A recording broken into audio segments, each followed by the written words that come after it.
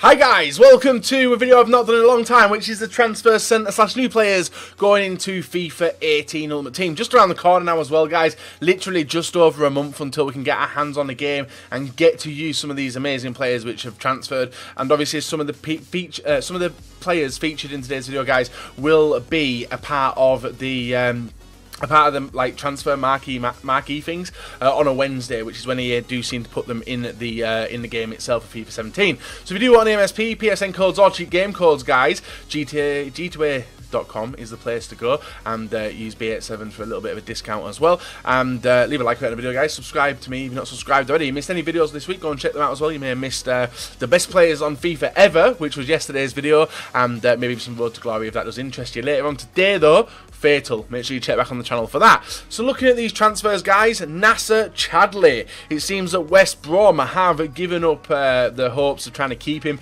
because Swansea are coming to call. Not only are Swansea going after Chadli, there's also two other marquee players that they're going to go and try and get their hands on if Sigurdsson goes to Everton, I believe. Anyway, so that one, this transfer is more than likely dependent on that deal. If he does go to Swansea, so we'll have to go from Swansea in it. So yeah, it should be a pretty interesting one. Chadli obviously started off at Tottenham. Now at West Brom, and now looking to move to a bit of a bigger club than West Brom. Next transfer we got, guys, is Max Meyer. This one is dependent on another transfer.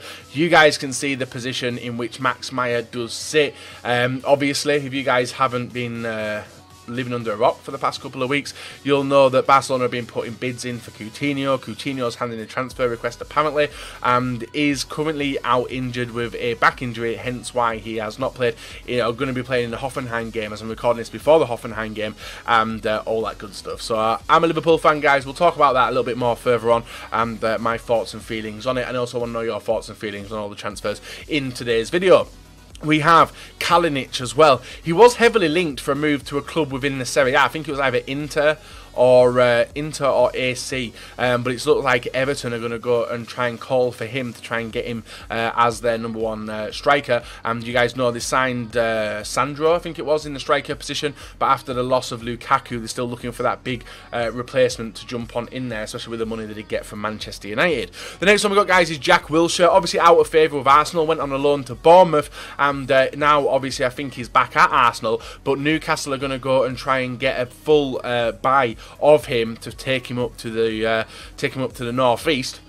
Would be a good move for his career, in my opinion. Just a shame that he's going to have the hothead John Joe Shelby next to him, who likes to stamp on people and do ridiculous stuff to cost Newcastle games. Next one, Danny Welbeck, also another striker which Everton are interested in. He is, like, I would say probably the second or third string at Arsenal. They've got Lacazette. Giroud wants to stay and fight for his place, which is 2 players. And then we've got Welbeck as well, who's like the third. I would say he's third to Giroud. Second to Giroud. Arsenal fans may disagree with that. But Welbeck, who wants more playtime, will end up having to leave Arsenal. We have Steven Nzonzi. You guys can tell by the card, he's had a hell of a season at Sevilla. Juventus have been after him for a long time. Sevilla have given up hopes of trying to hold on to him. Juventus are going to come calling. He's going to fit straight into their team. And one problem with that is they need a replacement. Now, they have named their replacement as a Real Madrid player who's currently out on loan at a club. I'm not 100% sure his name. He's pretty low rated in FIFA anyway, hence why I didn't include him in the video. But if they get the replacement, then Nzonzi more likely he's going to be joining the Serie A.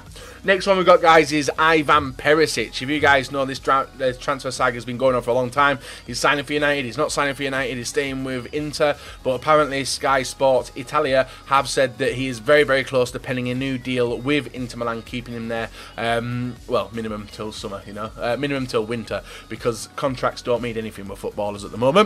Next one we've got, guys, is Hesse.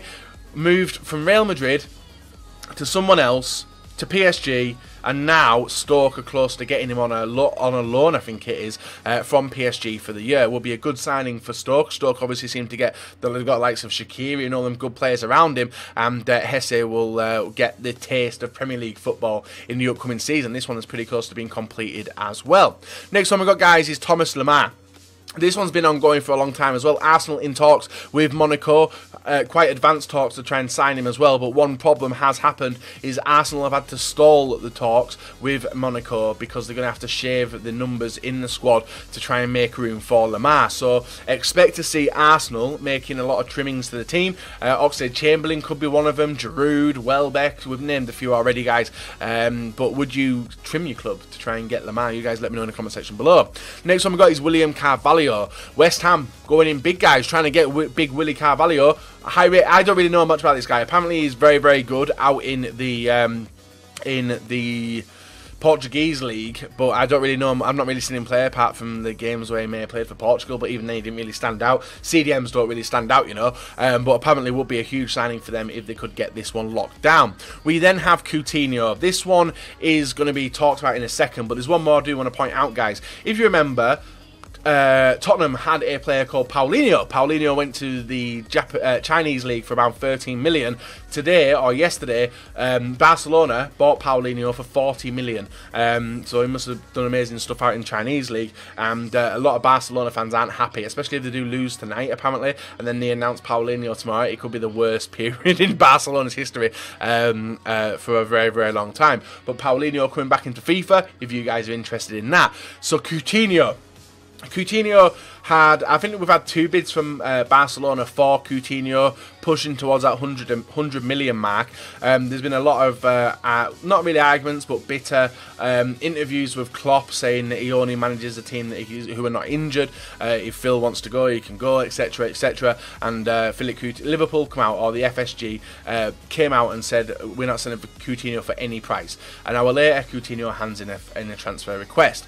Now, I would rather, being Liverpool, guys, and I think a lot will say the same, if a player does not want to be at your club, you're not going to see the best performances for him in the season. Now, if Coutinho doesn't want to be at Liverpool, I don't want him at Liverpool. So Liverpool should just try and take as much money as they can off Barcelona, knowing how much they made from the NEYMAR deal, and then hopefully go and buy some decent players to replace Coutinho, especially with the current period that we've got. We've got the Champions League qualifier. I don't know if we've won tonight or yet, because it's currently 7:10 as I'm recording this. But we definitely need them numbers. Missing Lallana, missing Coutinho, it's affecting our team, so we definitely need some more squad depth when it comes to Liverpool's team. So Coutinho, if you don't want to play for us, see you later. Next one is Ousmane Dembele. This one was funny. He never returned back from training, and then it was tweeted that the next thing was he was found on a plane to Barcelona. Ousmane Dembele was suspended indefinitely, I think, by Dortmund, and it's more than likely looking like Barcelona are going to try and prove they have the power in the transfer market and pull him from Dortmund, especially with the situation which is going on now. Then we have Mbappe. Mbappe, I have put Real Madrid, but Real Madrid is still heavily interested, but more than likely it's looking like PSG are going to pull out all the stocks to get him to become a PSG player by the end of the transfer window. And if they do so, guys, that'll be a stupid amount of money that they've spent this past summer on not only Neymar, him, and a few other players they've brought in as well. So Mbappe could be staying in Liga 1 and heading to PSG.